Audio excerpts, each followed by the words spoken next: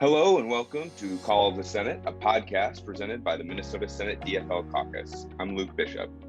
I'd like to start by introducing one of the newest members of the Senate DFL Caucus, Senator Lindsey Port of Burnsville. Senator Port is a nonprofit advisor and a consultant, and she represents District 56 in the Minnesota Senate. She sits on three committees: Commerce and Consumer Protection, Finance and Policy, Housing, Finance and Policy, and Technology and Reform Policy. Senator Port is also the ranking member of the subcommittee on metropolitan governance. Senator, welcome to the show. Thanks so much for having me, Luke. I'm happy to be here. Well, thank you for joining. We appreciate it. So we have a lot to discuss today, so let's get right into it. Senator Port, why don't you just start by sharing with the listeners a little bit about yourself, why you ran for office, and how you arrived at this position? Sure. I started, on my path to running for office as a volunteer on an issue that I cared about. I got involved in the marriage equality campaign, and really that changed sort of the path of my life because I had conversations with voters for the first time, and I absolutely fell in love with it, realizing that we can have deep conversations where we don't always agree. But we can hear each other, we can move together, and it really inspired me to get involved in politics, which eventually led to more organizing within my own community and eventually led me here to the Senate.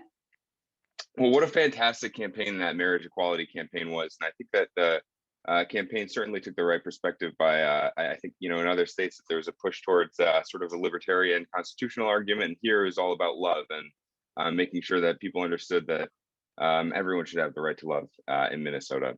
So we have a number of topics I'd like for us to get to today, but before we discuss anything else, I'd just like to acknowledge the news that's on everyone's mind right now. On Tuesday, a verdict was reached by the jury in the trial of Derek Chauvin for the murder of George Floyd, and Chauvin was found guilty on all charges and awaits sentencing. So, Senator, what are your thoughts on this news, and how do you propose that we move forward at this point to create a more just system of law enforcement that holds police accountable?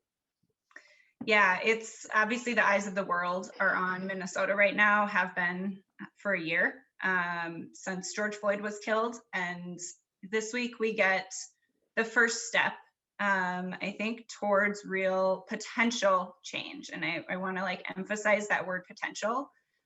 This week came with, for me, what felt a little bit like relief, that we did have accountability in this case. But we had accountability, not justice. The path to justice is still in front of us. And it's really up to us to decide if we're going to go down that path or not. For me, I am more committed than I ever have been to it is our job. We have to do the work to put police reform, put criminal justice reform. We have to pass those things. And we also have to make a commitment to passing a budget and putting in place policies that close the disparity gaps that are all through our state in education, in housing. Really, this is the area where it feels the most pressing because literally Black men are dying at the hands of police. But we are responsible for systemic disparities in almost every area of policy in Minnesota. And so I am really committed, and I think that we have a DFL caucus that is really committed to making sure that we move forward on this change. And frankly, the eyes of the world are still on us. We can show a path to real systemic change. And I remain committed. I know our caucus remains committed, and I'm hopeful and motivated to make sure that we bring Republicans along with us in this journey. So one of the things that you just mentioned there was housing, which I want to prod at a little bit. And, housing's been an important issue for you. You're on the housing committee. So, what have you been working on through the housing committee, and what are some of the ideas that, related to housing that you'd like to see the Senate take action on? Yeah, I had never worked in housing before. I was put on the housing committee, and I have absolutely fallen in love with this topic. I think there's so much that stems from, do you have a stable home?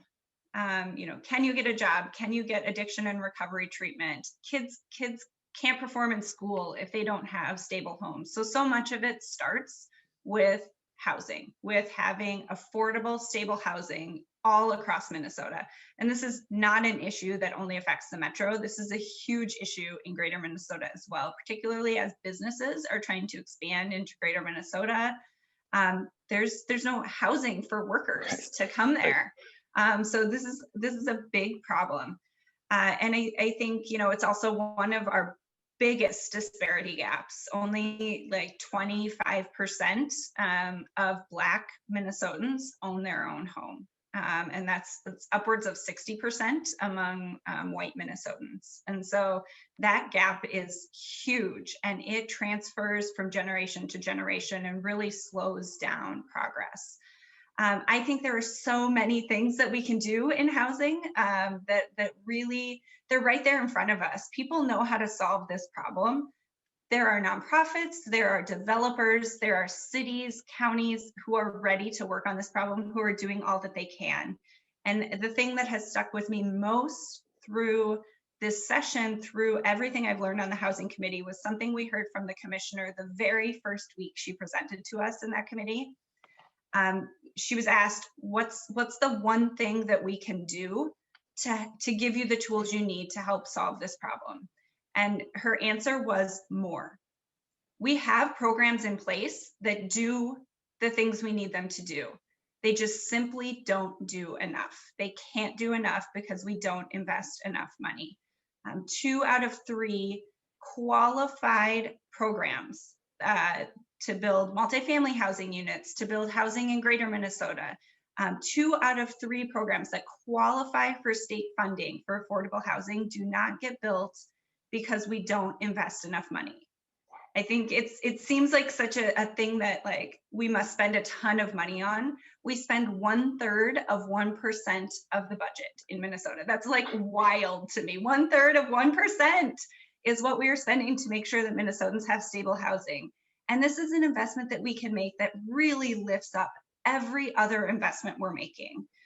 So for me, this is a big push to really, we have to do more. And then the other thing I just want to mention in housing that we've been working on, I've been working really closely with the chair, Chair Draheim, on is this eviction moratorium phase out. We've had an eviction moratorium for the last year through this pandemic. It's been vital for us keeping the pandemic under control and keeping people in housing during the pandemic. It is at some point going to come to an end. And it would be really catastrophic to have that be a cliff, just as we are beginning to get money into the state, almost $500 million in the state for rental housing assistance, which leads me, if you are behind in your rent, please go to renthelpmn.org. It's where you can apply for rental assistance. There is hundreds of millions of dollars coming into Minnesota. We want to keep people in their homes. Apply, please. We can help keep you there. The federal government really stepped up, but we need to make sure that people are not evicted while they are in the process of applying for that money. And so this phase out is just a vital piece of legislation. We have bipartisan support for it. It's also moving through the House. It feels like a bright spot in what is a legislature that feels very far away from each other sometimes. This does feel like a thing that we can do and can work together on. So I'm really hopeful over the next few weeks that we will put those protections in place to make sure that people have the time they need to get that money, because giving out $500 million to people, to the right people, to the folks who need it, does take time. And so we need to make sure that that phase out is in place before the moratorium ends. Well, you're absolutely right. And your work on this has been so important to make sure that there's an off-ramp for those people who have been facing eviction or might be behind on rent, to make sure that they don't get kicked out of their homes. And you're right that it seems like this has been maybe one of those really few bright spots that are few and far between where there's been bipartisan agreement. Absolutely. So another issue that's been important to you, you're the chief author of Senate File 422, the Democracy for the People Act. And this is a wide-ranging bill related to elections, voter registration, absentee voting, early voting, campaign finance, so much more. So why is this issue important to you, and how do you think that this bill would improve some of the issues within our campaign finance and election systems? Absolutely. Democracy is at the core of our country. And I think sometimes people think we have democracy. It's just there. It's going to stay there. We don't need to work on it. But that's not actually true. There are always pressures against it. And we need to do the same work that we do in all other areas to make sure that we're continuing to strengthen and preserve our democracy. And we really saw, over the last several years and culminating in the big lie about whether the election in 2020 was fair or not, and then really the violence at the United States Capitol by insurrectionists on January 6th showed us that it is not safe. That we need to do the work to make sure that we are preserving and protecting our democracy. And really, if you look back at our democracy over the past decades, it has shifted from having a focus on the people, the voters, to having protections for big corporations, for the very wealthy who want to donate huge sums of money, and to protecting, frankly, legislators who are already in office and keeping them in power, limiting new voices. And that's really not how democracy is supposed to work. And so this bill focuses on putting democracy back in the hands of people. Some of the key provisions are disclosure for campaign finance, especially on that sort of dark money side. Candidates have to report everyone who gives us money, but PACs and super PACs do not have those same reporting restrictions. And it's really nearly impossible for voters to understand who is speaking to them when we see all of these commercials and social media and the hundreds of lit pieces that we all get in our mailboxes around election time. So that's a big piece of it. Making sure that voters can understand who's speaking to them is a part of it. But also automatic voter registration. When you move to the state and you get your driver's license, you should be automatically registered to vote. You should be able to check a box that says, yes, register me to vote, and it just does it. We collect the information that's required to do that in a bunch of different places, including medical assistance, rent help, things like that. And there are places that we can automatically register folks to vote. So that's another one. And one other I want to touch on, it's a huge bill, so there's like a lot of stuff in there. But one other thing I want to touch on that really became a focus in this last election was a provision against anti-voter intimidation. We saw this all across the state. This is not a thing that is just happening in the metro and communities of color, though it is more prevalent there. This is also happening in greater Minnesota. And making sure that people have the freedom to cast their vote in the manner that they choose without the fear of intimidation is really at the core of who we are as a country. It should be at the core. And so this legislation is really about putting those principles, those values into our laws and making sure that our democracy is working for the people, not for powerful interests that want to hold on to power. Right. And, Minnesota, we're lucky. We live in a state where Minnesotans have high trust in public institutions. We have high voter turnout. We have high census completion rates. And it's important that we continue to do things like this to protect that and to make sure that tradition continues for future generations. We've got a little bit more time here. So I wanted to ask you a little bit about some sort of broader political themes that are happening right now in the suburbs of the greater metropolitan Twin Cities area. So you're a progressive from what many might call a purple district, and on the campaign trail you earned endorsements from just about everyone from President Obama to the local unions and a vast array of progressive advocacy groups in between. And so what are the shifting patterns within your district that helped usher you into office, and how do you view the changing political landscape in the Twin Cities metro area as DFL candidates have begun to flip suburban seats on a fairly large scale in the last 2 to 4 years? Yeah, I think it's a really great point. It's sort of a phenomenon that's happening all across the country. But really, for me and for my community, it was about engagement of the whole community. I think a lot of years previously, there had been engagement of, frankly, the very white suburban areas that always come out and vote. We know how they're going to vote. We can put them in neat little boxes. Talking about Republicans versus Democrats, talking about property tax rates. And as I got out into my community more over the last decade, that's not what people are thinking about at the kitchen table. They're worried about how they're going to pay their rent. They're worried about stable housing and the housing market. They're worried about racial justice and social justice. They're worried about how to have tough conversations with their kids and their neighbors. And these things they hear politicians talking about like this percent tax rate instead of this percent tax rate. And they're like, what are you even talking about? That is not what we're worried about. We're worried about how we're going to put food on our table, go to a job with dignity, and come home and keep our families safe in our home.